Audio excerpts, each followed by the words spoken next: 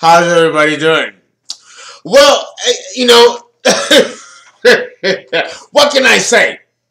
It has been difficult to stay on point with the theater, and there are delays. We had a tough retrograde, which started on March 23rd and ended on April 14th. But we still feel the residue of the retrograde. And there were so many delays. I just came back from Boston because I'm trying to bring the theater to Chelmsford. And I have a documentary video about the politics of the theater in Chelmsford, which I would love for you to look at on my Facebook page. I haven't uploaded it yet, but I will by the end by tomorrow morning. It's about 2:56 a.m. in New York City. You know I work late. Now, and I finished taping at 4. But between the politics of the theater to take it to another state, which it's a traveling theater company, so I go regional. So I created that, and I had to take time to do that and go to Boston. You saw my video on Libra. And this is Leo Libra Part 2. I'm back in New York. And on top of that, I gotta then deal with the politics of auditioning, and then the banking to deal with the nonprofit. And of course, I run another nonprofit, which I chair. And and I'm in school. And then I run my websites and my blogs and my anthropological series. So it's a lot.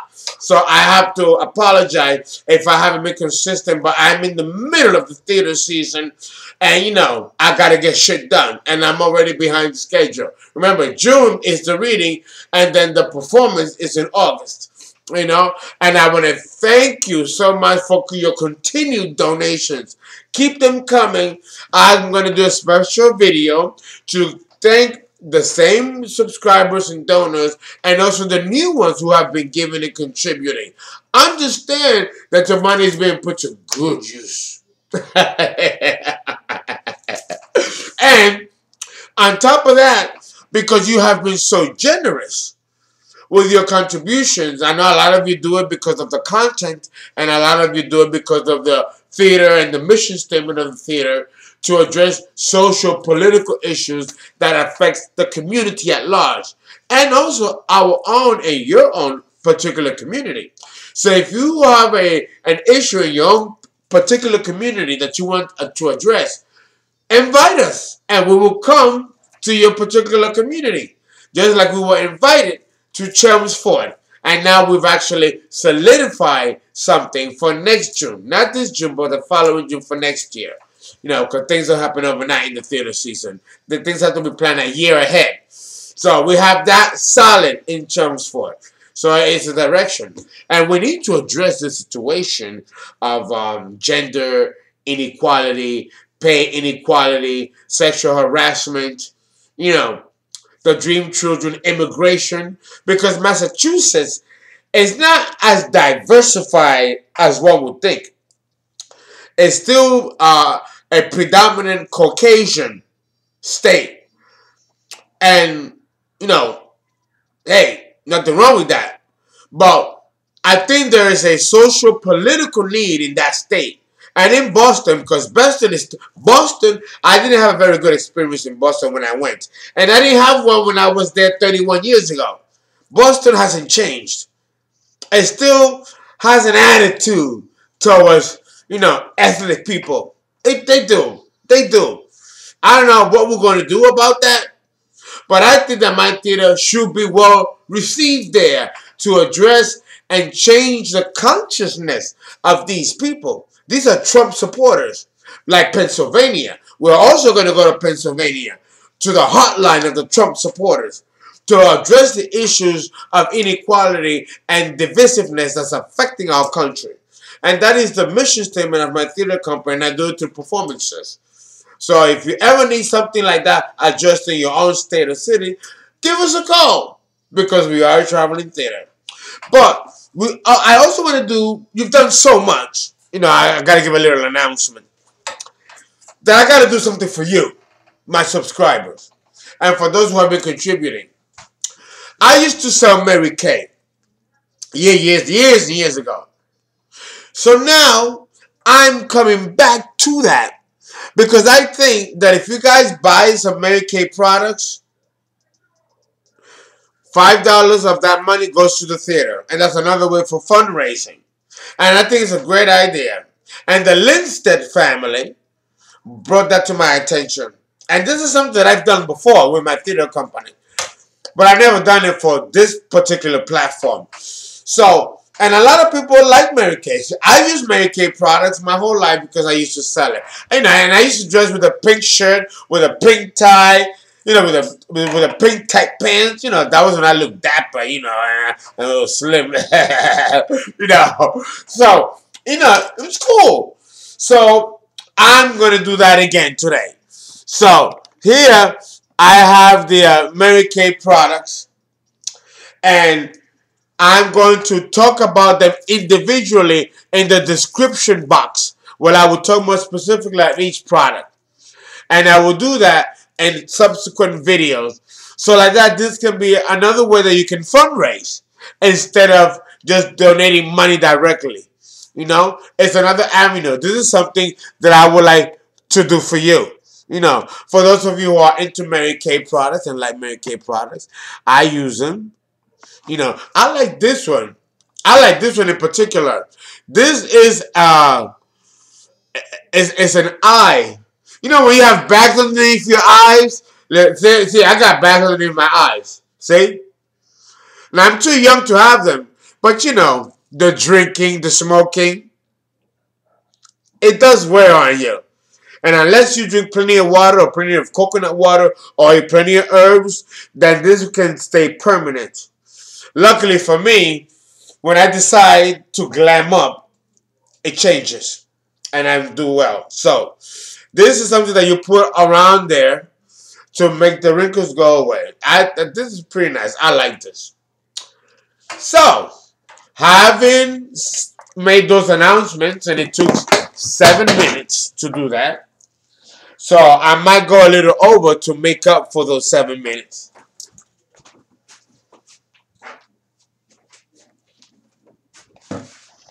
Okay? Right. So now we are going to begin part 2 of compatibility of signs. We are going to talk about Leo and Libra. Leo and Libra. What can I say? Well, one thing I can say is that Libra and Leo compatibility is a very interesting combination from an astrological point of view, but not in any other perspective. It's because with so many couples, and so many zodiac signs that seem to appear to have nothing in common, yet there is always when it comes to this combination, there is a mutual understanding and deep romance. There is a deep romance with this combination. Something that I did not go into in part 2. But you have to understand that this is one of those quixotic relationship dynamics that can go either way. I'm having a little Kahlua. No strong drinking. I'm still on antibiotics. That pneumonia kicked my ass. Oh. I learned my lesson. Everything in moderation. I still don't want to check out of here. I got a lot to do. To understand this combination, understand that there has to be a mutual understanding in addition to the deep romance. Because if you don't have that, then we really do have a problem. We have a problem in the sense that there will be a lack of understanding because there will be a miscommunication. Okay? And it's very easy for this combination to go strictly out of control. We don't want that. So we're going to have to discuss individually what the issue is, what the issue may be. See, with Leo and Libra compatibility, you know, the attraction is obvious. I mean, the attraction is there. That's never going to be a problem. Okay? However, the attraction on the surface cannot, it's a fraud. I gotta put it that way. It's a fraud because the appearance doesn't mean that that's the actual reality. There are couples and marriages of convenience, survivability, economics, whatever it is or whatever it may be. And this is like Capricorn and Libra, which is another compatibility sign that deals with survival, and therefore they'll be willing to settle for the sake of convenience and survivability, you know, irreconcilable differences, so it's a marriage of convenience. The same can be said up about this combination, you know. If you dig a little deeper, when you look into the relationship, you're going to find that there are a lot of obstacles, and there's a lot of obstacles that present themselves that you would normally not suspect if you just stay with what was on the surface.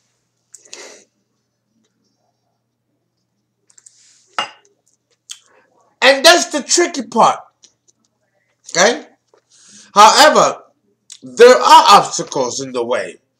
And these obstacles, I'm going to tell you, they really could be tough to overcome. Okay? You have on one side of the pole is a proud Leo demanding to be adored, demanding attention, mixed with this charming, sociable Libra who wants to adore a partner and who is delighted to mix in Leo's exalted circles. Surely this is a good match, no? One would think. Libra will adore the Leo and will constantly flatter the royal's ego, because that's what the Leo man wants. While Leo will be very happy to have such a beautiful, intelligent, and graceful, and socially at ease partner. Together, they will love the glamorous lifestyle, enjoying extravagant spending and cultural appreciation and the height of romance. Now, this is generic. Not all couples live that archetype. But it is most certainly possible. The thing is that the Leo man or the Leo woman is so entitled. And because they are the sun, the inner sun and the outer sun. I talked plenty about the psychological reference of the sun not being able to see itself or see the other planets because it's insulated in its own light.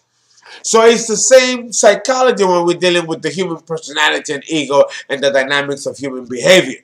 You have to understand that the Leo will be psychologically self-unaware and not be aware of the damage that he or she is causing because of this lack of self-awareness. And that is what renders them the sign of the narcissist. Oh no.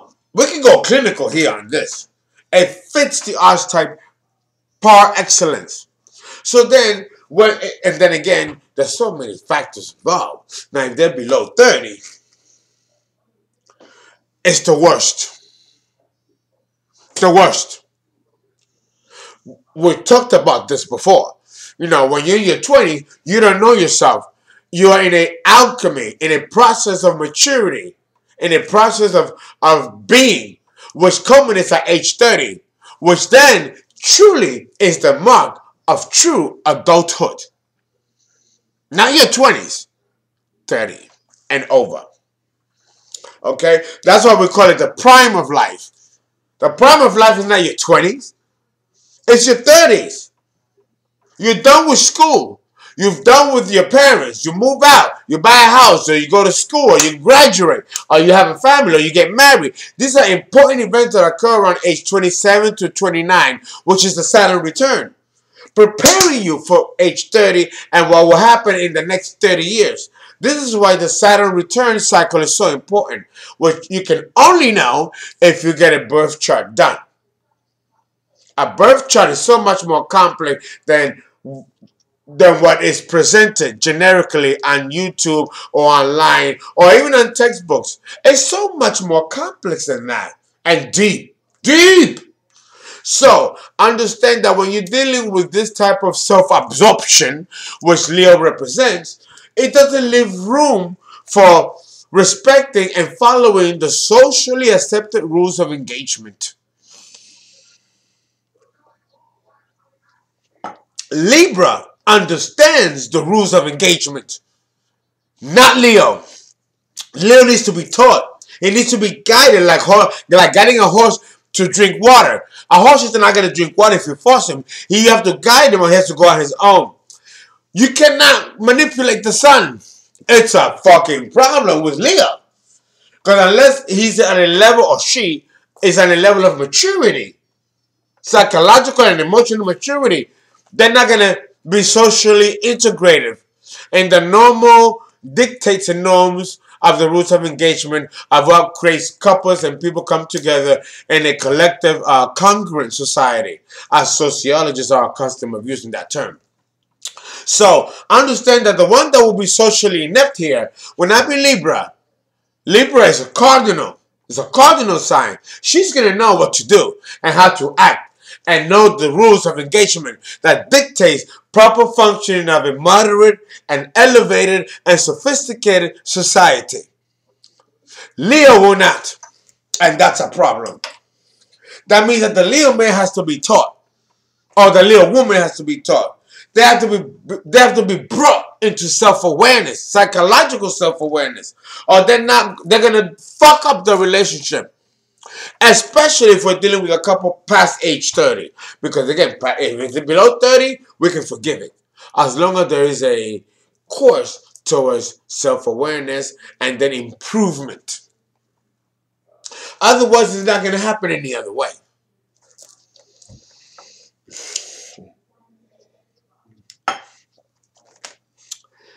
This is where the problem could be. If there's ever to be a problem with this combination, it will be in the fact that there is a lack of emotional maturity, or there is a lack of education where their mental and intellectual faculties are not where it needs to be because there was an interruption in their development, in their education, and they don't know better. But if we're dealing with a socially congruent couple, and the term when I mean socially congruent, I'm talking in the sociological term how it's used, is that when you reach a certain age of maturity, a certain age of education, a certain pinnacle or a ceiling, there's a point where you know right from wrong, and you have sufficient education, both academically and through experience, to be able to know how to make rightful decisions in which you can live independently and govern your life by. This is why we go to school, why we follow regimens and training. You know, social order doesn't happen randomly. It has to be cultivated. And then with this combination, both partners have to be in that same plane to be able to do that for each other. If both of them are not there, the relationship will fail. It will fail. Now, and I'll tell you who will do the exiting. It will be Miss Libra. She's going to see the Leo man, if we're talking about man-woman. If she sees the Leo man for what he is, which is emotionally immature, she's going to leave him. So the one that ends up losing and not evolving is Leo. Both the man and the woman. But more so the man than the woman. Because the Leo woman is more balanced than the Leo man is. The Leo man comes into balance as he gets older.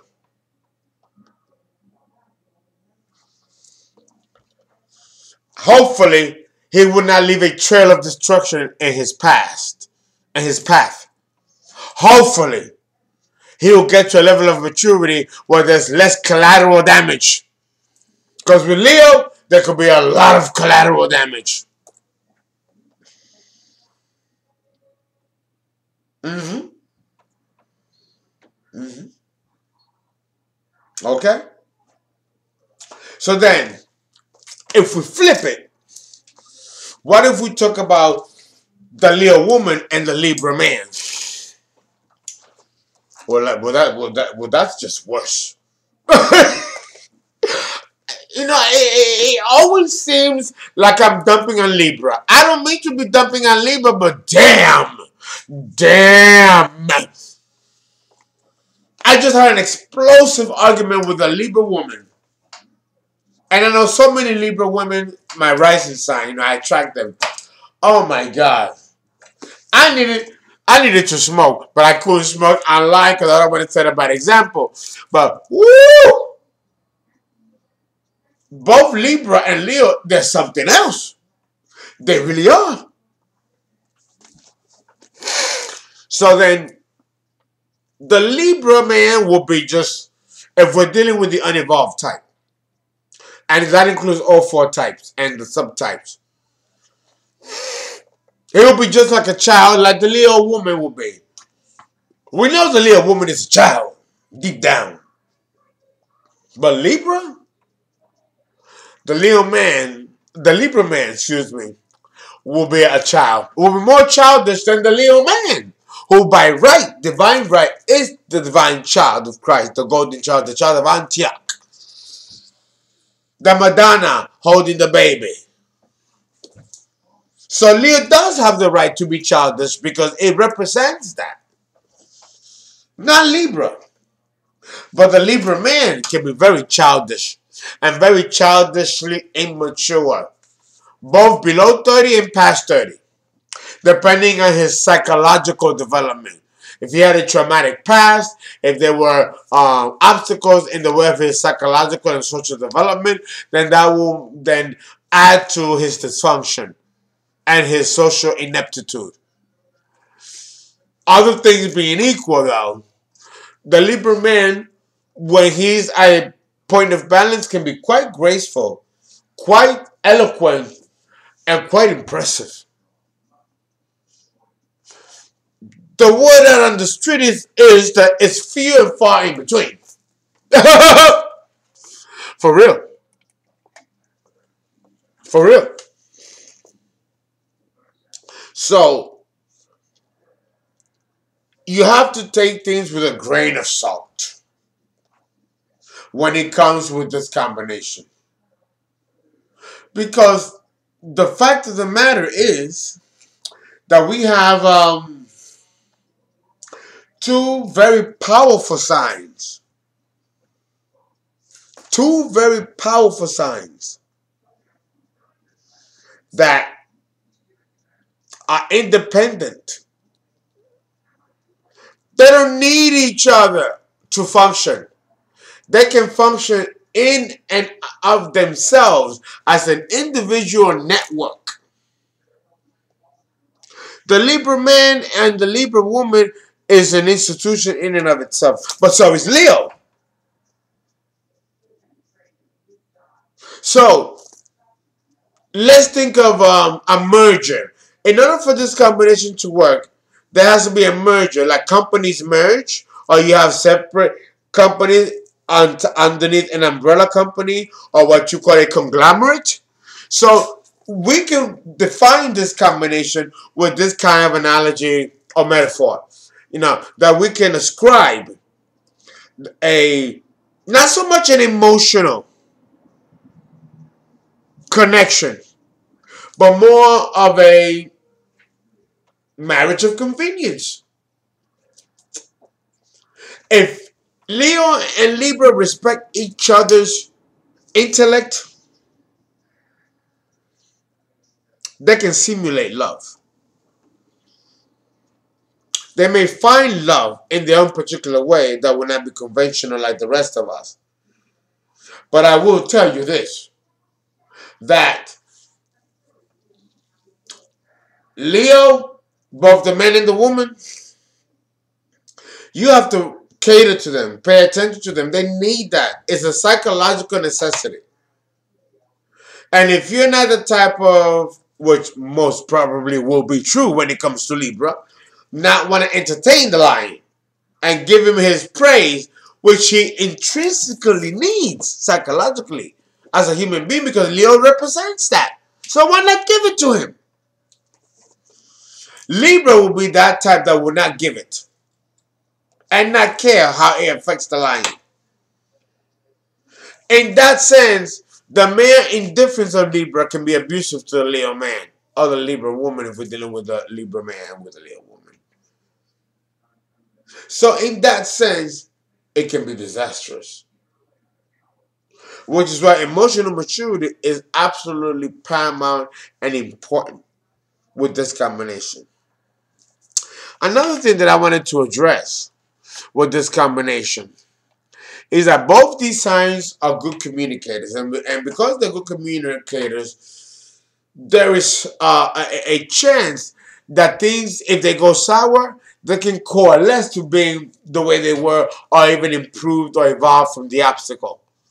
Because the potential is there. But both can also be rather superficial too.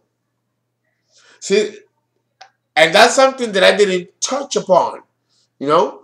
There's only so much in 25 minutes, you know. But understand that both sides can be superficial, can be fickle, and can be phony. Well, you already know how I feel about Libra, and I'm a Libra rising. But, you know, there's some of them out there that could be like, boo, boo, boo, you know. And Leo can be self-righteous, autocratic, and downright arrogant and cruel. Yes, it's in Leo. So they're both not perfect. And they both are certainly flawed. Like all of us are, or we won't be in this fucking planet, right? So the point in making this relationship work is that you have to be brutally honest of what you're bringing to the table and what you're not bringing to the table, and communicating it. The Leo man is not going to take the initiative to do that, and neither will the Leo woman. It's going to have to come from the cardinal sign of Libra to do it. But she can be fickle, superficial too. She could be the open type and not take action. Or she'll be the conversationalist that lives in her head and don't materialize things into action. Or she could be the innocently naive that through her own naivete doesn't have the empirical experience to make decisions like that. She will end up being in an abusive relationship until she learns. The one that we have hope for, that could probably balance the scales through adversity, will be Butch. The Butch type. She will keep that motherfucker in line, the heart in line, and bring the relationship to balance by forceful action, which is the essence of the cardinality of Libra. It will not be the line that will change the scales. It will be Libra. And we are done with part 2.